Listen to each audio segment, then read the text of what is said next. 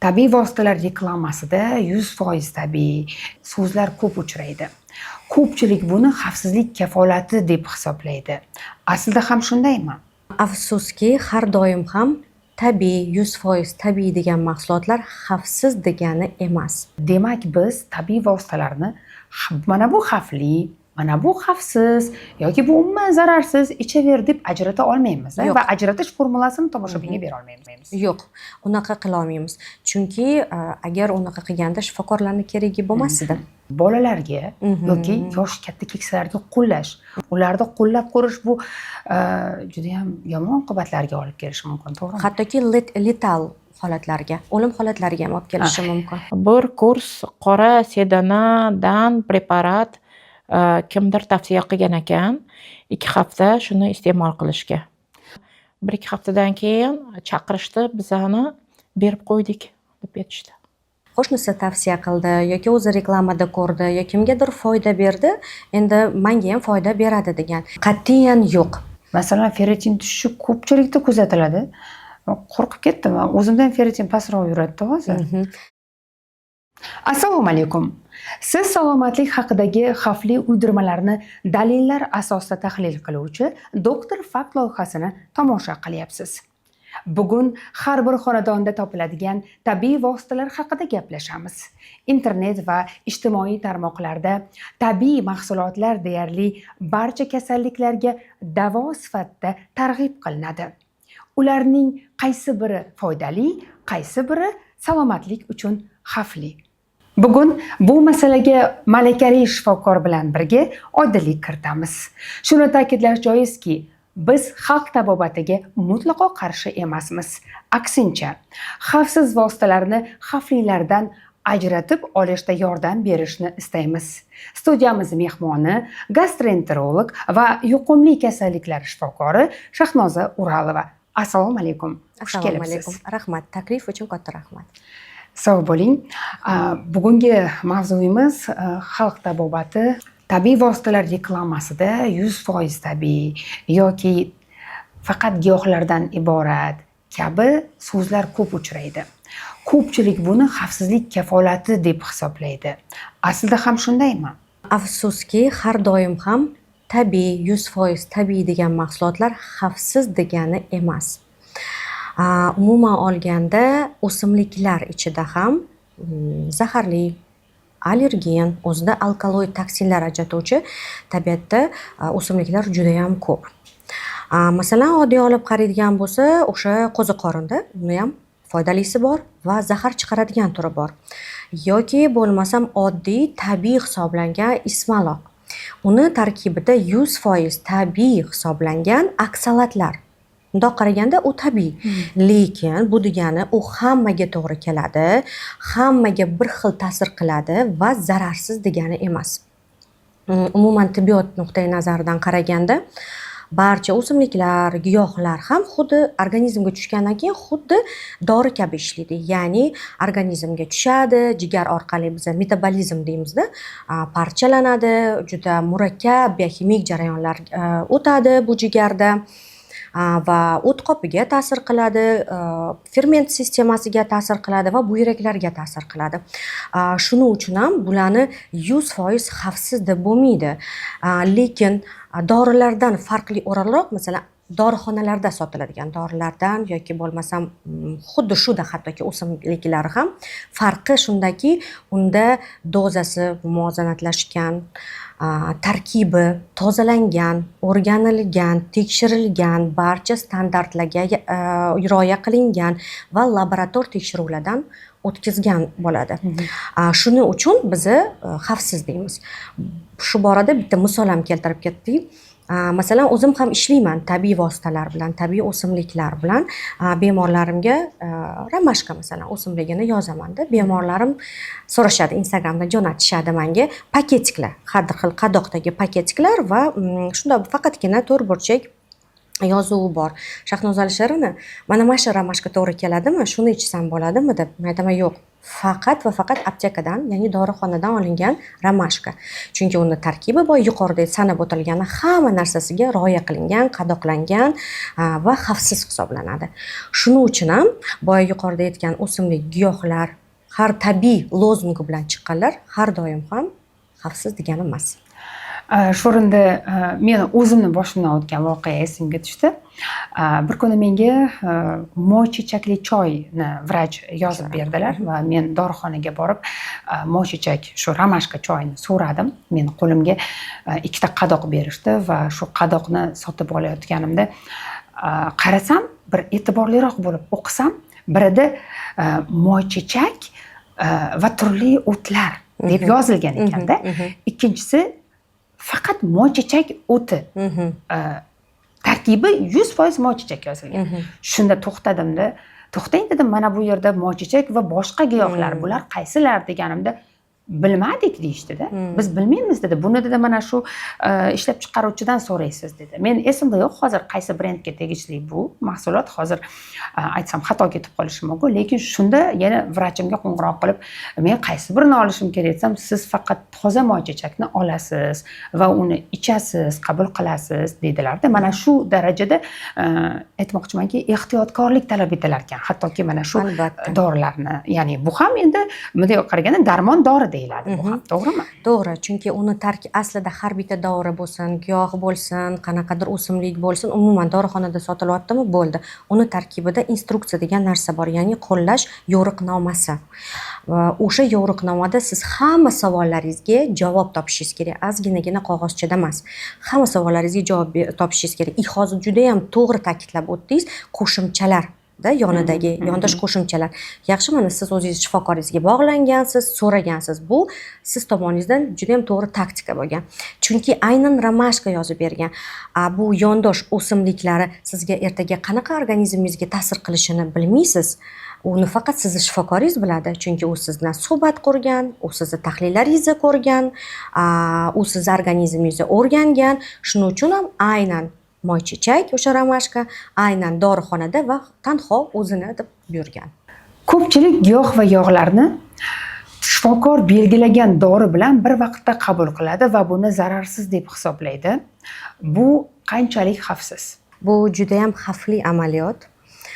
Integrativ shifokor sifatida bunga har doim kurashib kelaman. Nimagaki, xuddi dorilarda bo'lgan kabi o'simlik va dorilarni ham o'zaro konflikt, ya'ni farmakokinetika, farmakodinamikasini bir-biriga to'g'ri kelmasligi va oqibatda konflikt kelib chiqishi mumkin. Misol tariqasida keltiraman.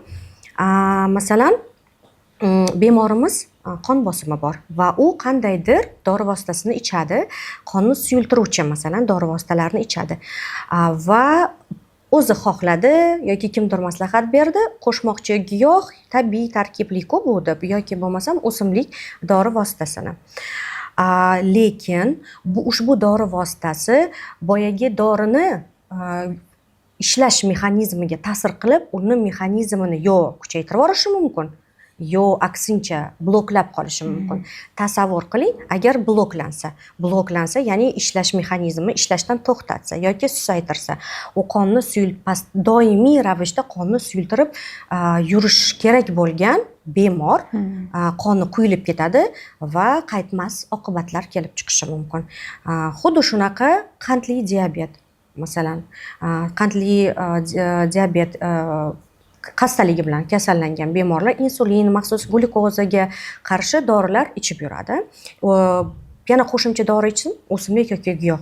U yo oshirib boradi qaytaga uni ishlash mexanizmini deymiz, yoki aksincha bloklab qoladi. Bu ham bir qator qaytmas asoratlarni olib kelishi mumkin. Bu tariqa misollarni juda ko'p keltirishi mumkin. Bir-biri bilan konflikt, ya'ni chiqishmaslik bu dorilar orasida ham bor. Bu xuddi shunaqa o'simliklar orasida bor. Shuning uchun meni bemorlarim qabulimga kelganda juda uzoq gaplashaman, suhbatlashaman. Har doim bilishadi, men so'rayman. Sizda qanaqadir doimiy ichib yuradigan dorilaringiz bormi? Yo vaqti bilan ichadigan yoki tez ichib turadigan dorilaringiz bormi deb so'rayman. Chunki meni bergan dorilarim yoki meni qanaqadir tabiiy vositamda men hisoblagan xuddi shunaqa oqibatlarga, yuqorida aytgan oqibatlarimga olib kelishi mumkin. Yoki bo'lmasam parallel ravishda уже bemorlar ham aqlli bo'lib qolgan. Yo ketganda so'rashadi, yozishadi. Borib boshqa shifokorga borsa, mendan chiqib, hozir bir nechta shifokorda ko'rinib, bir nechta shifokordan davo muolajasi olishadi-ku. Yozishadi. Shahnoza Alisherovna, men endokrinologga boryapman yoki ginekolog nimasiga ko'rigida bo'ldim. Menga ushbu dori vositalarini, ushbu davo protokolini yozib berdi. Bu sizni dori vositalaringiz bilan yaxshi nima bo'ladimi? Chiqishadimi? Ichaversam bo'ladimi deb so'rashadi. Keyin shunga qarab, yo'q bo'ladi yoki yo'q, oldin o'tkir ko'rsatma, endokrinologik o'tkir jarayon, simptomlar klinika kechayotgan bo'lsa, oldin buni qilasiz, keyin meni protokolimni boshlaysiz. Yoki bo'lmasam, hozir o'tkir jarayoni yo'q, bu dorilaringizni o'zini ham so'rilishi uchun oldin meni protokolimni qilasiz. Chunki oshqozonda, ichinglarda so'riladi, bu narsa parchalanadi, keyin bu dori protokoliga o'tasiz deyman. Aks holda bu qaytmas asoratlarga olib kelishi mumkin. Demak, mana shu tabiiy vositalar ham ta'sir qila oladi. Ya'ni o'sha asosiy davolovchi vositalar, jiddiy preparatlarga ularni o'sha ta'siriga, ularni effektiga bemalol ta'sir ko'rsata oladi va qarshilik ham qila oladi. Albatta. Yoki to'xtatib qo'yadi, yo kuchaytirib yuboradi, yoki bo'lmasam bo'lmaganda allergik reaksiyalar. Qanaqadir hattoki anafilaksik shok holatlarigacha olib kelishi mumkin. Bu jiddiy gormonal o'zgarishlar va qon bosimi har xil holatlar olib kelishi mumkin, asoratlar. O'shaning uchun har doim ham o'z boshimchalik ichilgan, hattoki 100% xavfsiz deb hisoblangan tabiiy vositalar to'g'ri emas.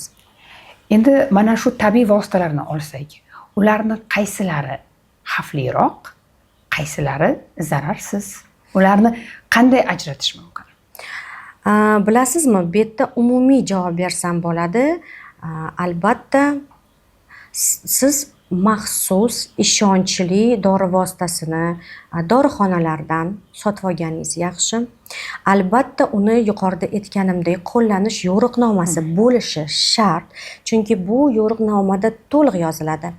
Muddati, dozasi, ko'rsatma, qarshi ko'rsatmalar, qaysi dori vositalari bilan chiqishadi, yo'q qaysi dori vositalari bilan chiqishmaydi. Sertifikat.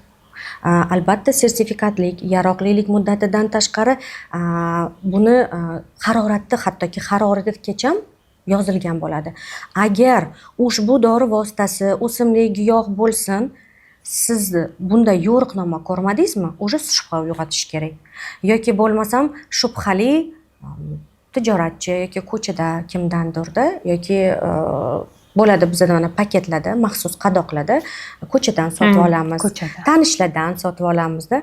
Bu ham eng katta xato hisoblanadi. Yoyma bozorlaridagi albatta o'sha stakanlarda o'lchab solib beradigan o'tlarni aytyapsiz-da. Chunki uni tarkibi dorixonaga nimaga chiqiladi? Chunki u tarkibi tozalanadi. U hattoki zaharsiz, masalan, boya moychechak misolida yana oladigan bo'lsak, zaharsiz bo'lgani bilan u qanaqadir zaharli o'simlik yonida o'sgan bo'lishi mumkin. Unga biron narsa yuqqan bo'lishi mumkin yoki o'sha zaharli o'simlikni xohlagan tarzda emas, avtomat tarzda yig'ib olinadi, qadoqlangan, berilgan.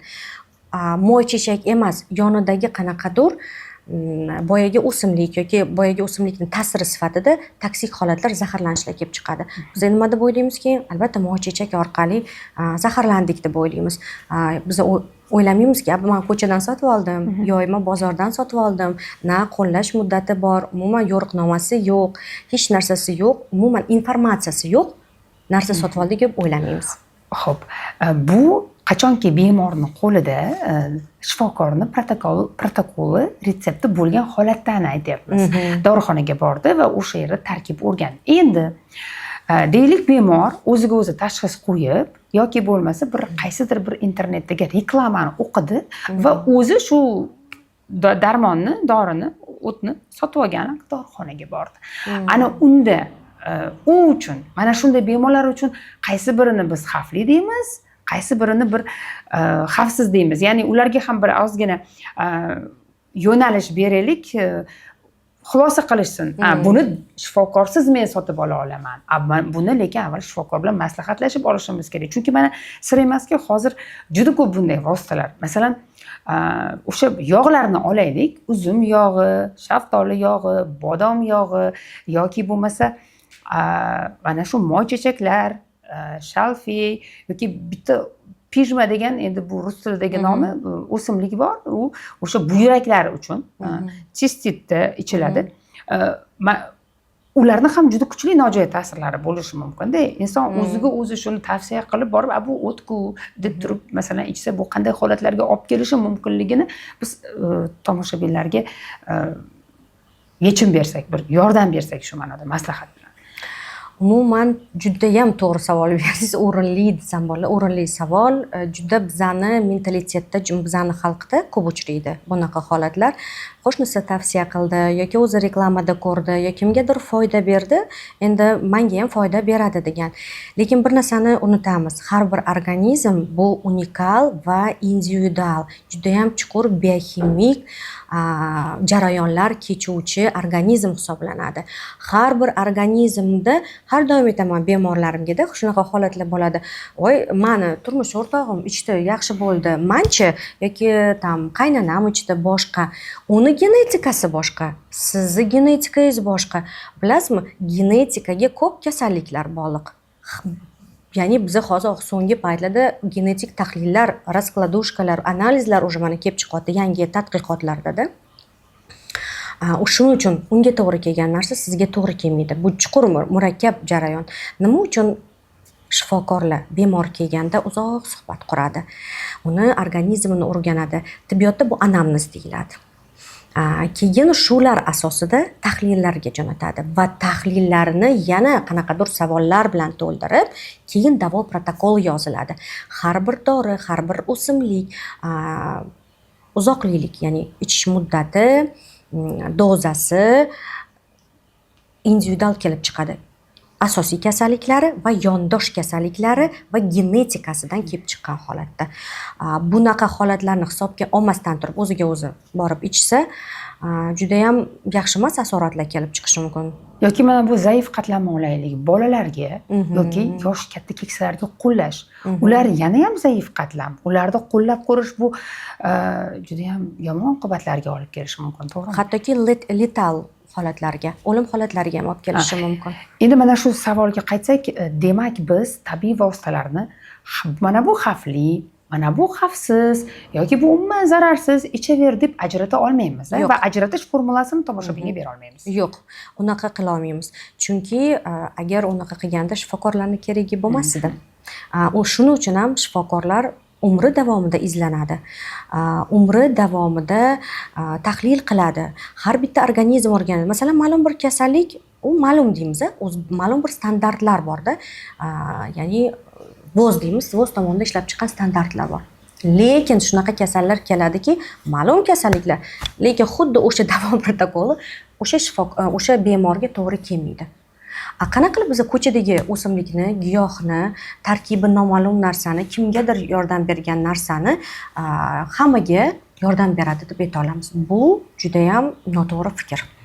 Unda yana bir shu javoblaringizdan kelib chiqqan savol, qanday holatlarda qaysi birlarini qo'llasa bo'ladi? Masalan, moychechakni tomoq og'riganda, yallig'langanda chayqash va shunga o'xshash holatlarda qo'llab turish mumkinmi? Ya'ni hozir bizni tinglayotgan tomoshabinlar bular umuman tabobatni qo'llamaslikni, faqat doktorga borishni maslahat berishyapti degan bir o'y xayollar o'tib boshqa kanalga o'tib ketishmasin deyapti. Bilasizmi, nima demoqchiman? Tabiiy o'simliklar, giyohlar, tabiiy tarkibli narsalar 100% zarar demoqchi emasman. Lekin shifokor maslahatisiz ichish zarar demoqchiman. Fikrim so'ngida qabul qilish zarar demoqchiman. Maslahat berardim, to'g'ri, romashkani tomoq chaysa bo'ladi deb maslahat bergan bo'lardim. lekin o'zim praktikamda ham ko'raman, hattoki shu moychechak ham jigarida xastaliklari bo'lganda, jigar metabolizmi buzilganda, o't qopida qandaydir muammolari bo'lganda, ichaklarda o'tkazuvchanlik oshib ketganda yoki ichak yallig'lanishlari bo'lganda allergik reaksiyalar chaqilishi mumkin. Yana bir holat, moychechak yumshoq o't haydash xususiyatiga ega. O't haydalganda agar unda chuqur muammo bo'lsa, ya'ni zastoy, ya'ni dimlanish, ancha yillardan beri dimlanish ketyapti. Biz yumshoq ramashka bilan uni hayday boshladik, to'g'ridan to'g'ri hayday boshladik, yillab uxlab yotgan o't qopidagi o'tni. U chiqqandan keyin ichaklardagi ba'zi bir zamburug', bakteriya, parazitlarni o'ldiradi. Ular massiviy o'lgandan keyin o'zidan toksin ajratadi. Toksin ajratgandan keyin nima qiladi? U teri orqali allergik reaksiya sifatida namoyon bo'ladi. Shuning uchun men oddiy masalan ramashkani bir misolida aytib o'tdim sizga. Yoki men buni aytmoqchi emasman, tabiiy zarar 100% o'zini qo'llash nuqtasi bor. Har bir dori vositani, har bir o'simlikni, giyohni, lekin shifokor maslahati bilan. Demak, hozir juda ko'p bizni tomosha qilayotgan tomoshabinlar organizmimiz ustida qanchadan qancha tajribalar o'tkazamiz, organizmimizga rahmat deyishimiz kerak ekan. Qahramonimiz Ra'no opa internet orqali jigar kasalligi va ortiqcha vazndan xalos bo'lish uchun vosita izlaydilar. Va bilasizmi, mana shu izlash davomida ular tabiiy vositalar savdosi ortidagi boshqa bir haqiqatga duch keladi. Keling, hozir mana shu intervyuni birgalikda tomosha qilsak. O'zi menda har xil tashxislar ko'p. Shuning uchun men ham ozishga, ham jigarimni yaxshi faoliyatini yaxshilashga iloji boricha dori qidirgan edim.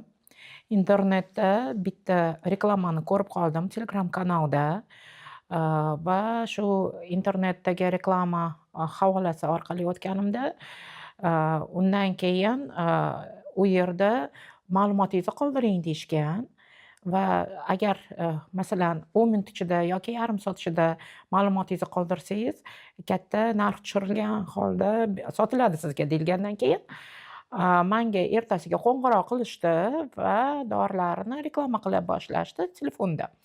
Sir bo'lmasa dorining nomi nima edi? Aniq esimda yo'q, menimcha Doktor Neo saytidan edi. Keyin men so'radim, xo'p, mana bu dori o'zi qanday ta'sir qiladi desam, sizni kasalligingiz qanday deydi. Shunga ta'sir qilaveradi dedi. Men hayron bo'ldim. Masalan, odamlar har xil kasali bo'lishi mumkin-ku. Oldin masalan kasalni aniqlaganda vrach to'g'ri aniqlaydi, keyin ma'lum dorini aytadi. Lekin bitta dorini o'zini sizni kasalligingizga to'g'ri kelaveradi degan narsani gapirish g'alati-ku. Sizdan tashxisingizni so'rashmadi? Yo'q, oldin sizga mana shu dorini narx tushirilgan holda beramiz deyishdi. Keyin qanday ta'sir qiladi deganimdan keyingina men tashxisimni so'rashdi. Aytdingizmi? Aytdim. Qanday tashxis edi? Men o'shanda jigarimni faoliyatini yaxshilash kerak deb aytgandim. Shunda ular masalan aynan nima, o't qopini yaxshilashmi yoki o't qopi o'zi bormi, operatsiya qilinmaganmi masalan, yoki jigari o'zi holati qanday deb so'ramasdan jigar faoliyatini yaxshilaydi, bo'ldi, yaxshi deb gapirishni boshlashdi. Keyin men so'radim, xo'p, o'zim aniqlamoqchi bo'ldim. Dorini tarkibi qanaqa? Nimadan iborat? Keyin ular dorini tarkibi tabiiy, 100% tabiiy. Xo'p, tabiiy bo'lgandan keyin nimadan iborat? O'zi hamma moddalar ham tabiatda bor. Lekin nimadan iborat desam, giyohlardan. Qaysi giyohlardan desam, bu sir. Uni aytishmadi. Bizni tarkibini aytmaymiz deyishdi. Xo'p, unda bo'lsa, qanaqa dozani menga qanaqa belgilab berasizlar? Menga qanchaligi to'g'ri keladi? Asoratlari bo'lmaydimi? Nojo'ya ta'siri bo'lmaydimi desam, yo'q, hammasi yaxshi, sizga zo'r ta'sir qiladi. Men aytdim, odatda tabiati shunday. Agar masalan kuchli ta'sir qiladigan dori bo'lsa, uni albatta dozasiga qarab iste'mol qilish kerak. Bo'lmasa, oshiqchasi nojo'ya ta'sir qilib ketadi. Organizmga to'g'ri keladimi, to'g'ri kelmaydimi tekshirish kerak bo'ladi. Agar yengil ta'sir qiladigan bo'lsa, unda uni ham masalan birinchidan dozasini qarash kerak, ikkinchidan unchalik ta'sir qilmaydigan bo'lsa u dori nima keragi bor. Shuni aniqlamoqchi bo'lsam, mayli hop, agar xohlasangiz sizga 2 upakovka emas, 5 upakovkasini shu narxda beramiz deyishdi. Shu yo'l bilan mani savollarimga javobdan qochmoqchi bo'ldi. Men aytdim, endi dedim, 1000 marta narxi tushirilgan bo'lmaydimi? Menga qanaqa ta'sir qilishini bilishim kerak dedim. Siz o'sha reklamalar qiziqtirdimi? Qaysi jihatlari bilan e'tibor? Telegramda reklamani ko'rdim, internetda. Nimalarni va'da qiladi? Endi har tomonlama, masalan, jigarni ham yallig'lanishini yo'qotadi, ham jigar yog' kasalligidan ham davo bo'ladi, ham oshqozonni yaxshilaydi deb bir nechta yo'nalishda yaxshi ta'sir qiladigan dori deb ko'rsatishgan. Lekin o'zi bilan telefonda gaplashganimda men shuni tushundimki, tibbiyotdan unchalik xabar bo'lmagan odam ekan yoki o'zi ham dorini qanday ta'sir qilishini bilmas ekan. Tarkibi, nojo'ya ta'sirlari hech narsasini aytmadi, faqat pulidan gapirdi. Va siz sotib olmadingiz? Yo'q. Ra'no opa voqeasini tahlil qiladigan bo'lsak, nima deb o'ylaysiz? Har qanday tashxisga, kasallikka birdek ta'sir qiladigan tabiiy vosita bo'lishi mumkinmi? Qat'iyan yo'q. Meditsinada umuman panatseya, ya'ni har bir dardga davo, har bir kasallikka yordam beradi. Bu unikal vosita, biz hazillashamiz, unikal волшебный pilula yoki tabletka unaqa yo'q deymiz. Chunki har bir organizm boya yuqorida aytganday individual, noyob, chuqur bioximik jarayonlar kechadi. Agar bemorni anamnezi o'rganilmasa, tahlillari o'rganilmasa, biz qo'rqamiz bir narsani yozib berishgada, nimani ko'rmasdan turib, bu yerda bitta dori barcha narsaga davo, sizni kasalingizga ham tuzatadi deyapti. Bu juda ham og'ir jinoyat bilan teng deb o'ylayman. Bu o'zini professionalizmiga ham to'g'ri kelmaydi deb o'ylayman. Shunday biologik faol qo'shimchalarning tarkibi va nojo'ya ta'sirlarini bilmay qabul qilish yana qanday oqibatlarga olib kelishi mumkin? Yuqorida sanab o'tdim-da, lekin qo'shimcha qilmoqchiman. Jigarni shikastlanishi, toksid gepatitlarga olib kelishi mumkin. Organizmimiz zaharlanishiga, boya aytganimdek, gormonal buzirilishlar, allergik reaksiyalar va asosiy kasallikni davolashga borish kerak, ya'ni vaqtdan boy berishyapti. Shu asoratlarga olib kelishi mumkin. Ra'no opa bilan suhbatlashganimizda ular bir voqeani so'zlab berdilar. Bu juda keng tarqalgan vosita haqida. Keling birgalikda tomosha qilamiz. Juda fojiali desam bo'ladi. Kursdoshim, meni yaxshi ko'rgan o'rtog'im, onalari biz juda hurmat qilgan ayol, yoshlari ancha katta, 80 dan oshgan, lekin yoshlariga nisbatan ancha sog'lom edilar. Endi shu sal tetik bo'lishlariga bir kurs qora sedanadan preparat kimdir tavsiya qilgan ekan, 2 hafta shuni iste'mol qilishga. Qora sedanani berishni boshlashganda ayolning holatlari qanday bo'lgan? Shikoyatlar bo'lganmi sog'liqda? Endi umuman olganda aytdim, u ancha sog'lom bo'lganlar, lekin qon bosimlari o'ynab turardi. Shu qon bosimlarini tartibga soladi deb aytishgan ekan. Keyin mana 2 hafta qabul qilgan bo'lsalar, yana 1-2 haftadan keyin chaqirishdi, bizani berib qo'ydik deb aytishdi. Ya'ni keyin men bu narsaga hayron bo'ldim. O'zim keyinchalik o'rgandim. Bu nimadan bog'liq bo'lishi mumkin? Keyin shuni bildimki, qora sedana ba'zi holatlarda oshqozonda ichki qon ketishi keltirib chiqarishi mumkin ekan. Yosh kattalarda buni iloji juda yo'q, iloji desa ham bo'ladi. Juda og'ir holat bo'ladi bu. Kursdosh dugonam dedingiz, kursdoshim.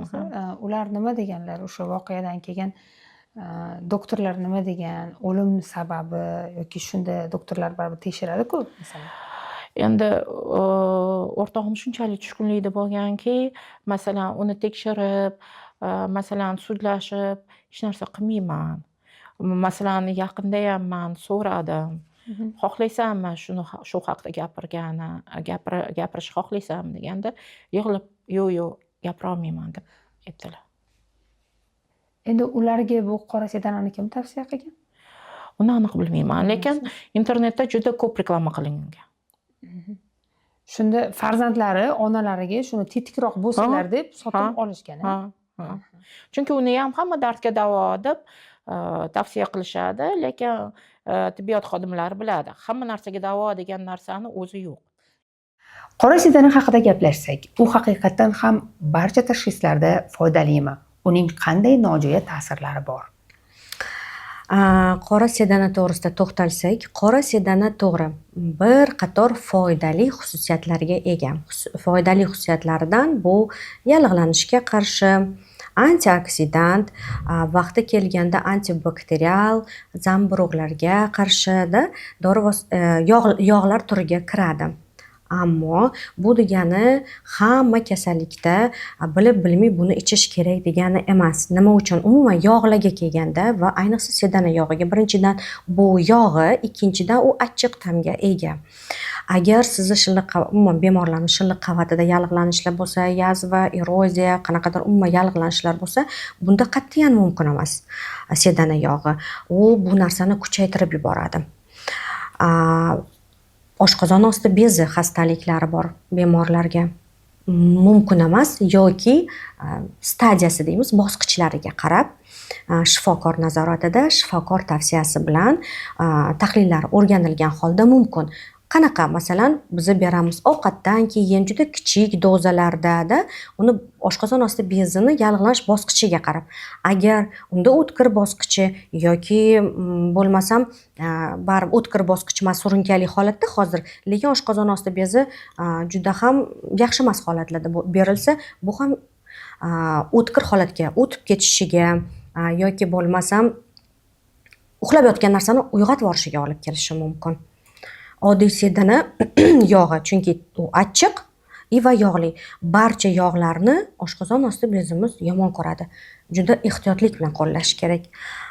Bizda juda ham ko'p oshqozon osti bezi muammolari. Aksariyat xalqimizda bu muammo bor. Va yana qora sedanani bir xususiyati bor, qonni suyultiruvchi xususiyati. Endi men shundan bo'lgan deb ayta olmayman. Shifokorga bormagan bo'lsalar, boyagi voqeaga kelsak, agar buvijonni qonlari quyuq bo'lgan bo'lsa, boshqa bo'lgan bo'lsa, qora sedana qonni suyultirish xususiyatiga ega. Qayerdadir yoki tromb o'tirgan bo'lsa yoki boshqa bo'lsa, o'sha tromb uzilishi, tamponada serдца deymiz, yurakka borib tiqilishi va momentalniy smert deyiladi meditsinada, o'lim holatlariga olib kelishi mumkin. Shuning uchun ham biz kasallikni, yondosh kasallikni bilmasdan turib ichish mumkin emas. Yoki bo'lmasam o't qopida misol uchun toshlar bo'lsa, poliplar bo'lsa, bunda ham och qoringa sedana yog'i mumkin emas. U og'riqni kuchaytirib yuboradi, yallig'lanishni kuchaytirib yuboradi. Bu bunaqa misollarni ko'plab keltirishim mumkin. Odatda qora sedanani och qoringa nahorga ichishni tavsiya etishadi. O'sha asal bilan, achchiq bo'lganiga, iliq suv bilan. Xo'p, deylik, oshqozonda muammosi bor bemorlar, insonlar uni qabul qila olmas yoki taomdan keyin mumkin degandek bir hozir fikrni aytdingiz. Hattoki ovqatlangandan keyin qabul qilishni ham yaxshisi vrach nazoratida qabul qilganlari. Albatta, chunki dozasiga bog'liq, uzoq davomiyligiga bog'liq. Balkim umuman mumkin emasdir. Buni faqat shifokor hal qiladi. Sog'lom odamlarga qora sedana mumkin, lekin buni shifokor tasdiqlab berish kerak. Ma'lum bir tahlillardan keyin umuman boya yuqorida sanab o'tgan a'zolarda hech qanaqa yoki bo'lmasam kuchli o'zgarishlar bo'lmaganda shifokor tavsiyasi bilan qora sedanani sog'lom odamlarga ichish mumkin. Ba'zi bemorlar shifokor tavsiya qilgan dorilarni to'xtatib, tabiiy vositalar yoki mana shu internetda reklama qilingan vositalarni qo'llashadi. Buni xavfi nimada? Bu albatta noto'g'ri, chunki shifokor har bir narsani hisobga olib, bilib, o'lchab deydi-yu, dalillarga isbotlangan davo muolajasi yozib bergan. Bu holatda bemorimiz surib qo'yyapti va o'zi tabiiyku tarkibi deb o'ylab bu boshqa bir davo muolajasi o'ziga o'zi, ya'ni назначать qilyapti, buyuryapti-da, bu narsani ichyapti. Albatta, bu salbiy yomon asoratlarga olib kelishi mumkin. Saraton kasalligiga chalingan bemorlarda bu qanday oqibatlarga olib kelishi mumkin? Judayam zo'r savol berdingiz. Vaqt. Bemorlarimiz vaqtdan yutqazishadi. Ya'ni vaqtida murojaat qilsa, hattoki ularda masalan saraton bo'lsa, bu klinika tomonidan, shifokorlar tomonidan vaqtida aniqlanadi. Ranniya diagnostika, onkologiya deymiz va o'sha davo muolajasi vaqtida boshlanadi. Tabiiyki, bemor umri uzayadi. Oddiy xalq tilida gapirganda umri uzayadi. Lekin biz ko'p holatlarda ko'ramiz. O'zi shundoq ham onkologiya tashxisini qo'yish murakkab. Bu butun bizda emas, butun jahon meditsinasida bir muammo hisoblanadi. Oxirgi mana konferensiyalarga borganimizda ham, Yevropa konferensiyalari deysizmi, barcha nimalarda aytiladi. Bemor bilan uzoq kontakt, ya'ni gaplashish, suhbat, meditsina tilida aytdimi, anamnez va o'nka настороженность, ya'ni har doim bu narsani unutma, tekshirishni orqaga surma vaqtida va ranniya diagnostika. Lutchi biz oldindan buni tekshirib qo'yamiz, oldindan bitta tekshirib ko'rib qo'yamiz, o'tkazib yuborgandan ko'ra. O'tkazib yuborib onkologiyani 4-bosqichida metastazlar bilan keladi. Bizda nima bo'ladi? Biz faqat bemorni umrini vaqtinchalik uzaytirib turishgagina qurbimiz yetadi xolos, shifokorlarniki. Undan oyog'iga chunki 4-bosqich metastazlar bor, tushuntiriladi oila a'zolariga va o'xshab turiladi. Agarda ranniy diagnostika bo'lsa, vaqtida shifokorga murojaat qilinsa, vaqtdan yutqizishmaydi. Erta aniqlanadi, erta muolaja, ya'ni bemor umri uzayadi. Yaqinda men bir shunaqa holat bilan duch keldim. Yoshlari 50 dan oshgan, adashmasam, hozir eslolmayman. Qizlari olib keldilar onaxonni, tetik, hech narsa bezovta qilmaydi, energichnilar, xuddi boyaga aytganda hech narsa bezovta qilmaydi.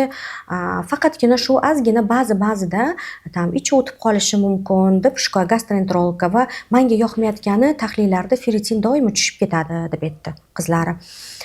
Keyin men bu onaxonni yoshlarni hisobga olgan holda kasalliklari, asosiy yondosh kasalliklarini hisobga olib tahlillar, chuqur tahlil o'rgandikda.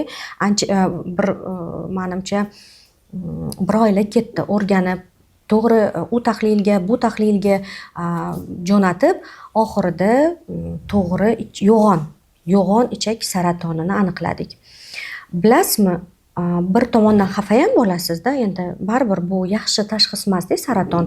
Uni bemorga aytish, boshqa bir tomondan xursand bo'lasizki, vaqtida sababchi bo'lib erta aniqladim. Demak, shans bor. Kimoterapiya olib tashlash kerak bo'lsa, qanaqadir tugun bo'lsa, boshqa olib tashlanadi. Metastazlar yo'q, chuqur kirmagan, boshqa a'zolarga tarqalmagan, o'sha sohani o'ziga olib tashlanadi va o'sha sohani o'ziga qanaqadir luch bo'lsa, luch yoki ximiya bo'lsa, ximiya beriladi. Ovqatlanish tartibiga qarab turiladi va bemorda yashash umrini uzaytirdi bemorlar. Lekin bunday o'ylab qarasa, bunday shikoyat juda ham oz. Masalan, ferritin tushishi ko'pchilikda kuzatiladi. Qo'rqib ketdim. O'zimdan ferritin pastroq yuradi hozir. Bilasiz, o'shaning uchun ham biz qo'rqamiz. O'shaning uchun ham onkologiyani tashxislashni qiyin deb aytdim yuqorida. Aynan mana shunaqa yorqin simptomlar, yorqin klinikalar bo'lmaganligi uchun. Biz o'ylaymiz, mana ozgina erta ranniy soch oqargani, bu yuraveramiz, genetika deymizda, yoki bo'lmasam erta yuzimizda ajin tushgani, biz kosmetologga boramiz, e'tibor bermaymiz. Aslida esa bu mayda onkologiyaga ketayotgan nima deydi, yo'l desam ham bo'ladi. xronическое воспаление, to'g'rirog'i uzoq davom etgan вялотекущее xronическое воспаление. Organizmda toksinlar ko'pligidan, defitsitlar borligi. Faqat yoshlik paytida dekompensatsiya ishlab turadi, ya'ni organizm nima deydi, bir-biriga yordam berib turadi. Lekin bu narsa 40 dan keyin sekinlashadi, to'xtaydi, yo'q qachongacha yordam beraman deydi, bo'ldi deydi. Bu tabiiyki bu protsesslar tabiiy ravishda orqaga keta boshlaydi va shu holatda onkologiya qo'zg'aydi. Keyin aytamiz, voy, juda ham yaxshi yuruvdi, sog'lomdilar, tetik edilar. И вдруг onkologiya. Bo'lmaydi unaqa. Mayda simptomlarga e'tibor berish kerak. Signallarga e'tibor berish kerak. Erta soch oqardi, elementar. Erta ajin tushdi, yoshdan oldin masalan yoshlar orasida hozir ko'p uchraydi. Yoki ferritin doimiy tushib ketadi. Yoki qanaqadir vaqti bilan tez ich buziladi yoki ich doimiy qotadi. Bu normal holat deb o'ylashadi. Mana shunaqa simptomlarga e'tibor, mayda klinik simptomlarga e'tibor bermaymiz. Vaholanki o'sha surunkali yallig'lanish paytida buni negizini gasit qilsa bo'ladi, ya'ni o'ldirib, davolab, qanaqadir chora-tadbirlar qilsa bo'ladi. Не так уже 4-bosqichda metastazlar bilan emas. Demak, o'sha organizmni bitta tizim deb olib qarasak, bir katta ishlaydigan tizim va o'sha tizimda qaysidir element o'z vazifasini bajarmaydi va bu katta oqibatlarga, og'ir oqibatlarga olib kelishi mumkin. Vaqt ajratib studiyamizga tashrif buyurganingiz uchun katta rahmat. Sog' salomat bo'ling. Taklifingiz uchun katta rahmat. Xulosa qilib shuni aytish mumkinki, tabiiy degani xavfsiz degani emas. Giyoh yoki damlamalarni nojo'ya ta'sirlari bo'lishi mumkin. Eng katta xavf shunday vositalar bilan birga zamonaviy davolash usullarini almashtirganda yuzaga keladi. Mo'jizaviy vositalarga ishonib, shifokor belgilagan davolashni to'xtatish inson salomatligi va hayotiga xavf tug'dirishi mumkin. Bu Doktor Fakt loyihasi edi. O'zingizni va yaqinlaringizni asrang.